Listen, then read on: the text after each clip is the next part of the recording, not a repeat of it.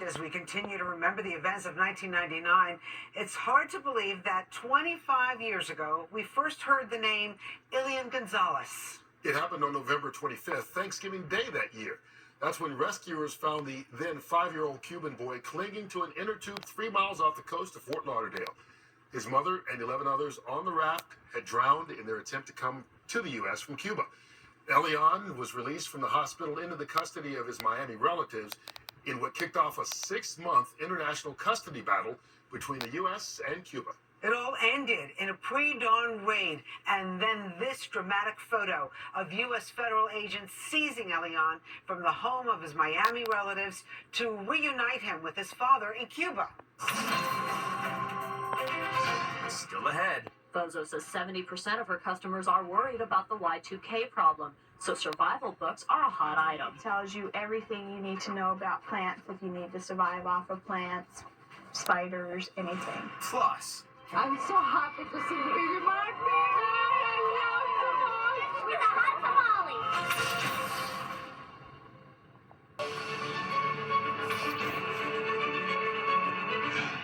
All right, welcome back. We're looking at a busy year of 1999. A lot of things happened, but you can't flash back to 99 without reliving the hype and hysteria of Y2K. Do you remember that? Remember when the millennium bug was our biggest problem? No, I'm sorry, I don't. I'm all sold out on them. Lisa Fozo can't keep enough survival gear in stock at her Army-Navy surplus store. Many of her customers are expecting the worst when the year 2000 rolls around. Even the Red Cross is suggesting you gear up in case there are widespread power and communication outages. They've put together a pamphlet that'll be available Monday. It's not a point of being completely paranoid about this or very fearful. It's just saying that there's reason for us to take some kind of precaution. The Red Cross pamphlet suggests you set aside 3 to 5 days worth of food and water and assemble a first aid kit. It also recommends you withdraw money before New Year's Eve in case the ATMs go down.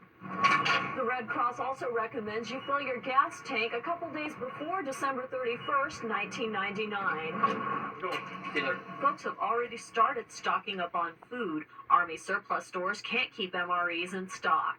Inside this one little packet here is a total of 3,000 calories. 3,000 calories of dehydrated military food that folks want to get their hands on before New Year's Eve. Bozo says 70% of her customers are worried about the Y2K problem, so survival books are a hot item. It tells you everything you need to know about plants if you need to survive off of plants, spiders, anything. Warm hoods and wool blankets are even hotter. We had one guy who had bought 8 of them to survive for the Y2K. Ty Cecil knows people don't want the Y2K bug to leave them in the cold. He sells generators and says his company can't keep them in stock. I think that may be a little bit extreme. He and many other folks aren't doing anything extraordinary to prepare. They aren't convinced the millennium bug will even strike.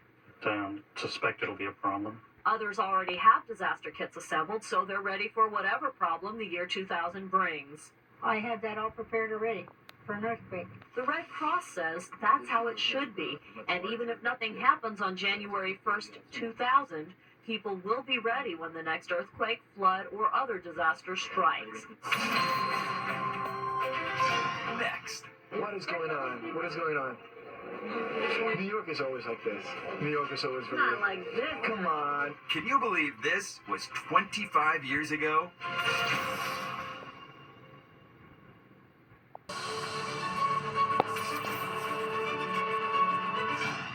It was 1999 when we were living La Vida Loca and shaking our bum bums. Yes, Maybe you were doing it. I'm not quite sure. But it was all thanks to Ricky Martin, who released a series of #1 hit songs that year. All right, the album, also titled Ricky Martin, it debuted at the top of the Billboard charts, becoming the best-selling album in its first week for any pop or Latin artist in history. And we were lucky enough to interview him way back when.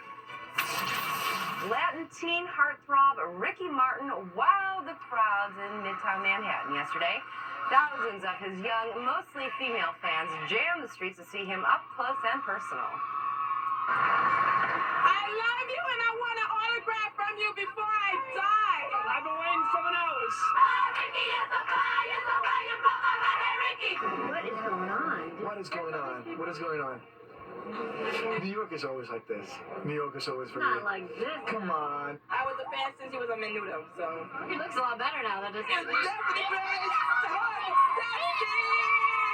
I'm so happy to see Ricky Martin. I love so much. With a hot tamale. My music is huge. We have crowds like that every day here at Fox 5 to see Jim Ryan. Martin signed copies of his new CD at Tower Records. It's the first one he put out in English. Women all over for you, Jim. Yeah, right, except in wheelchairs. You know, he came here about, 3 or 4 months ago, and he was just like a quiet guy. Came in, nice fella, but he came in, but he apparently, did an appearance on the Oscar program. Boom, it blew up for him. Huge. Yeah, those were the days. I didn't shake my bonbon. I didn't have any frosted tips, but I do have the memories, and this jogged a lot of them. I know, and good times. Yes, Good it times. absolutely was. Hopefully we'll put you in a good mood, right? That's what we're here for. 25 years from now, we'll take a flashback to this flashback. I hope not. Anyway. Thanks for being with us. I'm Kurt Menefee. And I'm Rosanna Scotto. We'll see you next time right here on Fox 5.